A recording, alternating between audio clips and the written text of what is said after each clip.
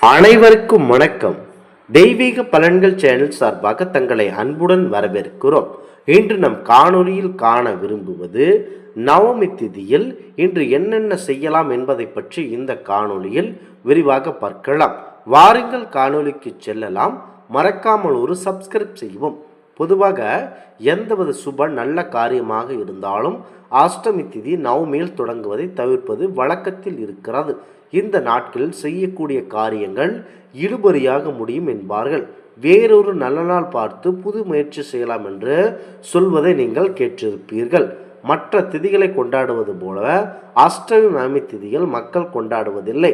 இவ்வாறு தங்களுக்கு பக்தர்கள் முக்கியத்துவம் அளிக்காததை அறிந்த அஷ்டமி நவமி ஆகிய இரண்டு திதிகளும் மிகவும் கவலைப்பட்டு மகாவிஷ்ணுவிடம் முறையிட்டது. உடனே இறைவன் உங்கள் இருவரையும் கொண்டாடும் விதத்தில் ஒரு செயல் செய்கிறேன் என்று சொல்லி அஷ்டமி என்று கண்ணபிரான் அவதாரம் எடுத்து நாளாக அமைத்தார். நவமி என்று ராமபிரான் அவதாரம் செய்த நாளாக அமைத்தார். இதனால் இரண்டு திதிகளும் திருப்தி அடைந்தன. நம்மை மக்கள் கொண்டாட இறைவன் அவதரித்த நாளாக மாறிவிட்டதை அறிந்து மகிழ்ச்சி கடலில் மிகுந்து கொண்டிருந்தன. ராமர் பிறந்து நவமி திதி என்பதால் ராம நவமியாக கொண்டாடுகிறோம். கிருஷ்ணர் பிறந்த நாள் கோகுலாஷ்டமியாக கொண்டாடப்படுகிறோம். இதன் மூலம் இந்த இரண்டு நாட்களும் தெய்வீக காரியங்களுக்கு ஏற்ற நாளாக உள்ளன. எனவே அஷ்டமி நவமி ஆகிய இரண்டு திதிகளும் ஒதுக்க வேண்டியதில்லை. குறிப்பாக அஷ்டமி திதியில் முக்கியமான காரியத்தை செய்ய வேண்டிய நிர்பந்தம் வந்தால் அன்று கிருஷ்ணரை வணங்கிய பிறகு காரியத்தை நீங்கள் கண்டிப்பாக தொடரலாம். அதே போலத்தான் நவமி திதியில் ஒரு காரியத்தை செய்தே தீர வேண்டும் என்ற நிர்பந்தம் வந்தால் ராமபிரான், சீதாதேவி, அனுமன் ஆகியோரை வழிபட்டுவிட்டு அந்த காரியத்தை கட்டாயம் நீங்கள் செய்யலாம். ராமபிரான் சீதையை பிரிந்து பட்ட துயரங்கள் எல்லாம் நவமி திதியில் அவர் பிறந்த காரணத்தினால் தான் நடந்தது என்று சாஸ்திரங்கள் கூறுகின்றன. அந்த காரணத்தினால்தான் நவமி திதி நாளில் சுபகாரியங்கள், திருமணம், கிரகப்பிரவேசம், சொத்து வாங்குதல் போன்ற நல்ல செயல்கள் செய்வதை தவிர்க்க வேண்டும் என்று முன்னோர்கள் கூறியுள்ளனர். இது போன்ற முக்கிய நிகழ்வுகளுக்கு அஷ்டமி நவமி நாட்கள் தேர்ந்தெடுக்கப்படவிடாலும் நடைமுறையில் செய்யும் மற்ற காரியங்கள் அந்த திதிக்குரிய தெய்வங்களை வழிபட்ட பிறகு காரியத்தை தொடங்கினால் கண்டிப்பாக உங்களுக்கு வெற்றி கிடைக்கும்.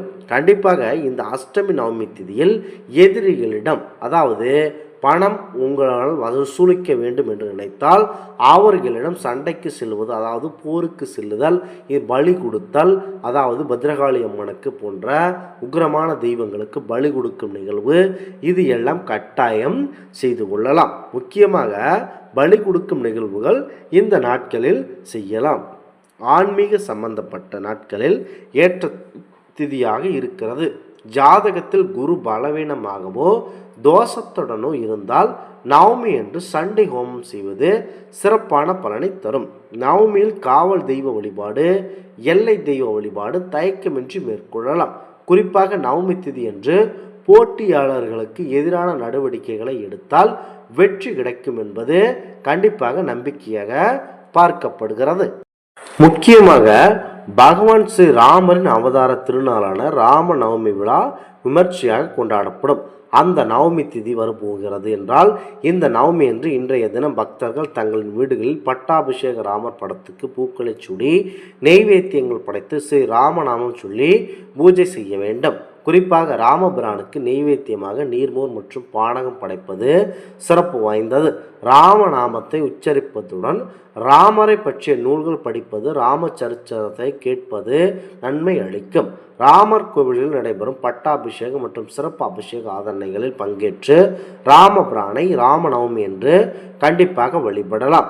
இந்த நவமி நாட்களில் காலை உணவு எதுவும் சாப்பிடாமல் விரதம் இருந்து ராமபிரானை வணங்கி வழிபடுவர்களுக்கு ஆஞ்சநேயரின் அருள் பார்வை கண்டிப்பாக கிடைக்கும். இஸ்கான் கோவில்கள் ராம நவமியை முன்னிட்டு சிறப்பு பூஜை நடைபெற்றன. அதுபோலத்தான் நவமி நாட்களில் மிக சிறப்பாக ராமர் கோவில்களில் நல்லது நடக்கின்றன.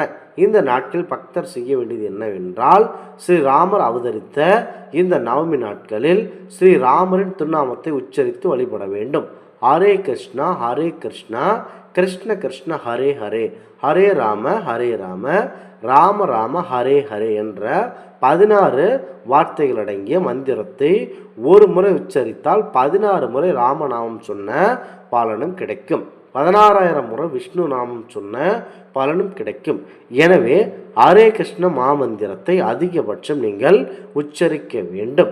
ஸ்ரீ ராம நவமி விரதத்தை பக்தியுடன் கடைபிடிப்பவர் எல்லா பாவங்களிலிருந்து விடுபட்டு தனது வாழ்வில் முழுமை வெற்றியை அடைவார்கள் என்று ஹரிபக்தி விலாஸ் குறிப்பிடுகிறது. ஸ்ரீ ராம நவமி என்று, அதாவது நவமி என்று சூரிய அஸ்தமனம் வரை விரதம் இருப்பது நல்லதாகும். பொதுவாக முழு விரதம் கடைபிடித்து பகவானை வழிபடுவது சிறப்பு. உடல் நலம் குறைந்தவர்கள் நீர், பால், பழம் கொண்டு ஏகாதசி விரதம் போல இந்த நவமி விரதத்தையும் கட்டாயம் கடைபிடிக்கலாம். இந்த ஆன்மீக தகவல் உங்களுக்கு பிடித்து இருந்தால் தெய்வீக பலன்கள் சேனலை கண்டிப்பாக சப்ஸ்கிரைப் செய்து கொள்ளவும். மீண்டும் ஒரு நல்லதொரு காணொளியில் உங்களை சந்திக்கிறோம். நன்றி, வணக்கம்.